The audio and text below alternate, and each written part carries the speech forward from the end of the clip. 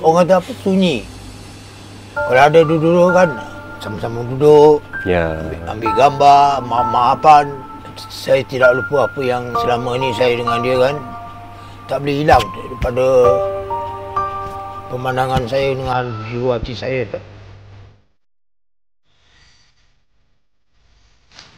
Nama saya Gul Muhammad bin Fakir Khan. Saya ingat saya duduk tahun 73 kot. Masa tu saya kerja kat Syarikat Sriwijaya sebagai konduktor. Lepas tu Pakcik kerja apa? Ada kalau orang minta buat ini, tukang ke apa ke, buat grill ke apa ke, itu saya punya kerja lah. Kadang-kadang ada, kadang tak ada kan. Masa Pakcik diberhentikan daripada konduktor bas tu, arwah isteri ada lagi? Arwah baru meninggal 2 tahun. 2 tahun hampir. Beribu-ribu habis berubat. Tapi dia sakit paru-paru kanser. Dia datang mengejut. Tak ada apa-apa tanda? Tak ada apa-apa. Elok.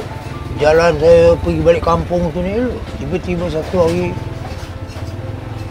ini banggul, kaki urut. Makin lama makin. Pakcik teringin tak nak pergi umrah? Memang ingin. Memang. Pasal saya menyenangkan, pasal saya nak tengok adik-adik saya lagi kat kampung. Kedatangan Satkom ni tawarkan saya pergi umrah. Saya bersyukur, sebanyak-banyak bersyukur, terima kasih untuk bagi saya pergi ke umrah. Terima kasih banyak-banyak, itu je lah.